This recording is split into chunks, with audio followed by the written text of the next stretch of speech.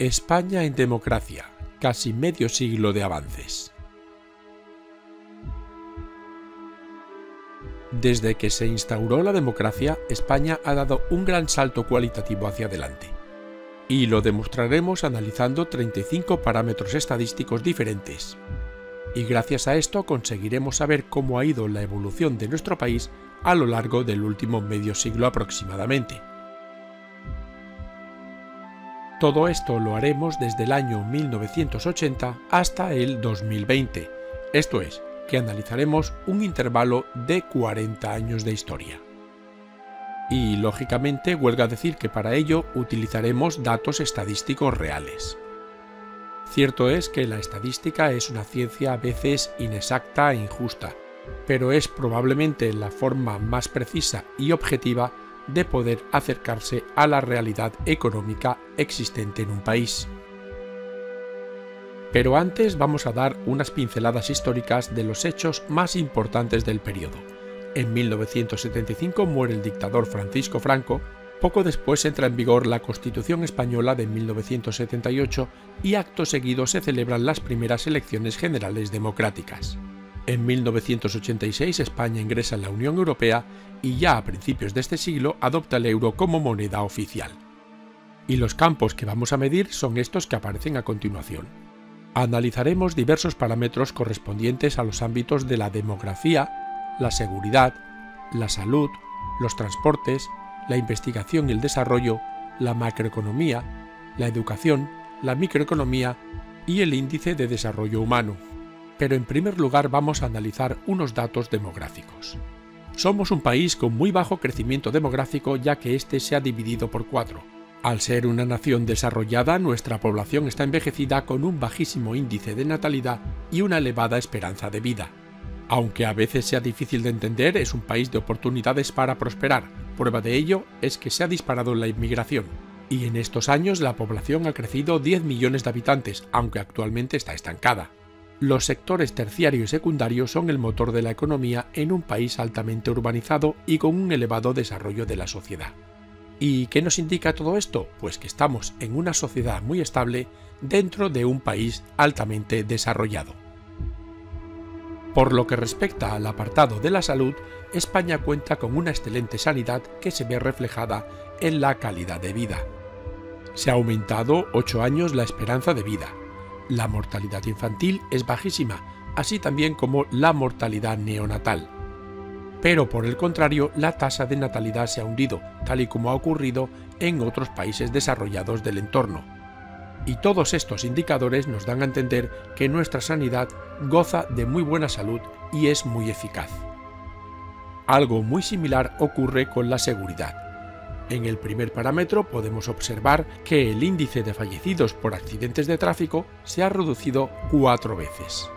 Además, hay muy pocos homicidios, siendo nuestro país uno de los más seguros del mundo.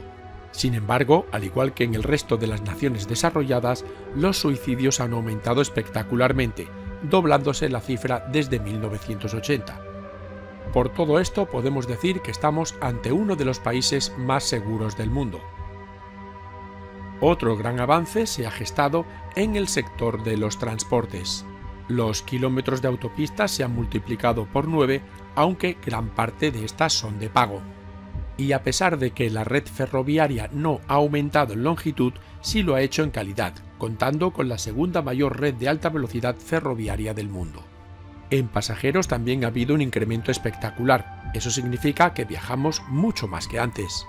Y el transporte aéreo ha crecido por 5 en pasajeros y por 3 en carga. Hay que tener en cuenta que estas cifras son de plena pandemia, no comparables a las del año anterior, el 2019. Aún así, podemos asegurar que España cuenta con grandes infraestructuras públicas de transporte.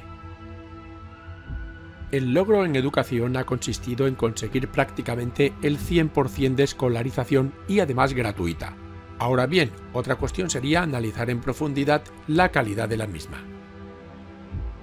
Seguimos analizando los diferentes campos y ahora le toca al sector de investigación y desarrollo, uno de nuestros puntos débiles que debemos mejorar. A pesar de que el sector terciario está en crecimiento, ha bajado el gasto en investigación y desarrollo estos últimos años. Somos un país emprendedor, Esto queda reflejado en el aumento de solicitudes de patentes industriales, pero aún así estamos en niveles bajos en comparación con otros países semejantes. El siguiente apartado es la macroeconomía.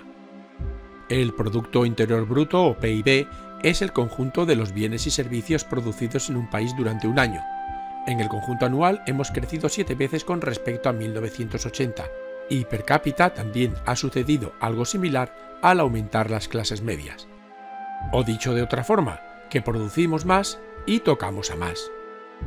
Siguiendo en el apartado de macroeconomía, hay que destacar que tanto las importaciones como las exportaciones han aumentado espectacularmente en todos estos años a pesar de la pandemia.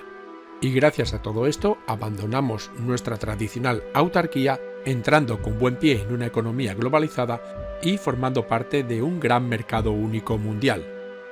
Por lo que respecta a la inflación, esta muestra el aumento de precios en un año, y se ha dado la paradoja de que este año ha sido negativa.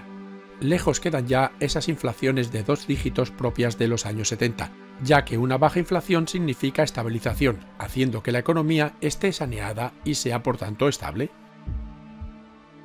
Otro parámetro a analizar es el déficit público, que describe la situación en la cual los gastos realizados por el Estado superan a los ingresos no financieros en un año.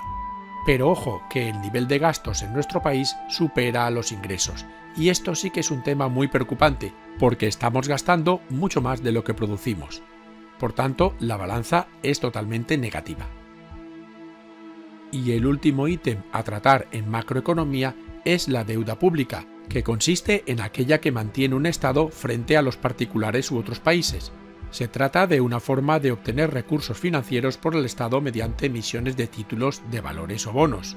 Y como podemos apreciar en este gráfico, ninguno de los 3 ratios nos favorece. Ha aumentado espectacularmente en cantidad, per cápita y con respecto al porcentaje sobre el Producto Interior Bruto. ¿Y cómo afectan todos estos datos al ciudadano normal? Pues vamos a verlo gracias a la microeconomía. Por un lado, hemos duplicado el parque automovilístico, teniendo cada hogar más de un vehículo. En vivienda, aunque parezca paradójico, se necesita menos tiempo para adquirir un inmueble medio. Además, estas están mejor terminadas, con calefacción, agua caliente, aire acondicionado, climalit, aislamientos, etc. Aparte de tardar menos en comprar un vehículo, estos están ahora mejor y más equipados con ABS, airbag o climatizador. Eso sí, por el contrario, la tasa de desempleo ha aumentado 5 puntos, y este precisamente es el punto débil de la microeconomía. Continuamos con más datos microeconómicos. El salario mínimo interprofesional o SMI ha experimentado una alza significativa, bajando el número de horas semanales de trabajo y subiendo el sueldo medio. Pero este trabajo actual se caracteriza por su precariedad. Por otro lado, los ciudadanos han mejorado en expectativas de vida y esto queda reflejado en el porcentaje de gasto familiar en alimentación, ya que ésta consume un 10% de los ingresos. Internet, móvil, teléfono, televisión de pago u ocio son ahora una prioridad cuando en los 80 eran un lujo o ni siquiera existían. Por tanto, hemos subido un escalón en la pirámide de Maslow. Aún así, estamos en estos aspectos por debajo de la media de un país desarrollado. Y por último hablaremos del Índice de Desarrollo Humano o IDH, que está elaborado por el Programa de las Naciones Unidas para el Desarrollo.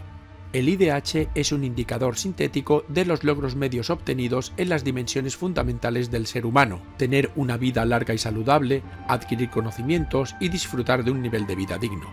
Pues bien, el máximo es el 1 y como puede apreciarse, el crecimiento ha sido notable y está en consonancia con los índices de los países más desarrollados del mundo.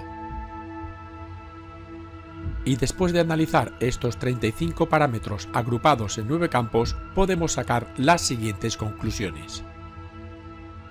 La primera de todas es que vivimos mejor que en el anterior periodo. Y no solo vivimos mejor, sino que además somos la generación más preparada de la historia de España. Pero por otro lado también somos la generación que menos sacrificios ha hecho en la historia de nuestro país. Y todo esto que hemos analizado no significa que seamos más felices, porque la felicidad no tiene nada que ver con los parámetros estadísticos. Si quieres ver más vídeos como este, entra en youcan.com. Muchas gracias por tu atención.